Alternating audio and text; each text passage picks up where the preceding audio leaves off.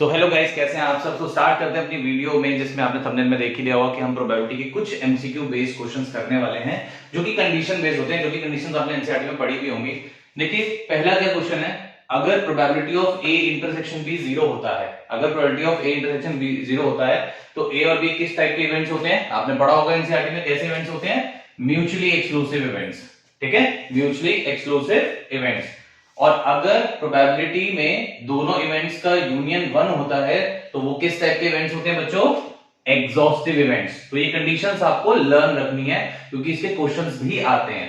ठीक है, अगर दोनों प्रोबेबिलिटीज इक्वल है, यानी कि प्रोबेबिलिटी ऑफ ए भी इक्वल है, प्रोबेबिलिटी ऑफ बी भी इक्वल है, तो वो कैसे इवेंट्स होते हैं? वो होते हैं इक्वली लाइकली आउटकम्स होती है उनकी, तो वो इक्वली लाइकली के केस में कंसीडर होते हैं। ठीक है, सो पहली वाली कंडीशंस क्या पढ़ाई मैंने? अगर जब इंटरसेक्शन जीरो होगा तो वो म्यूचुअली एक्सक्लूसिव इवेंट्स होंगे, अगर यूनियन वन होगा तो वो एग्जॉस्टिव इवेंट्स होंगे, अगर दोनों इवेंट्स की प्रोबेबिलिटी इक्वल होगी तो वो इक्वली लाइकली इवेंट्स होंगे।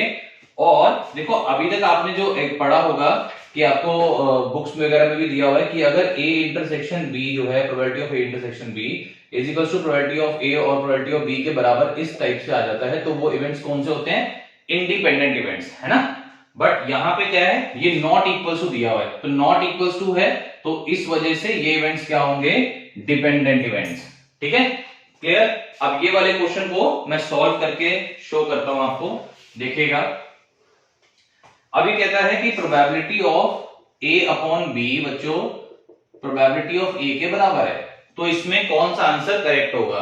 क्या ए और बी इंडिपेंडेंट होंगे, बी और ए इंडिपेंडेंट होंगे, या बी डिपेंडेंट ऑफ ए होगा, या फिर बोथ ए एंड बी? तो मैं इसको सॉल्व करके आपको शो करता हूं। देखो, इसका फॉर्मूला आपने पढ़ा होगा, कंडीशनल प्रोबेबिलिटी के टॉपिक के अंदर था ये।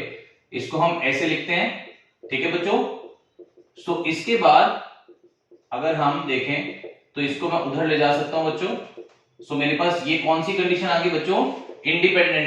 इंडिपेंडेंट वाली कंडीशन आ गई ना।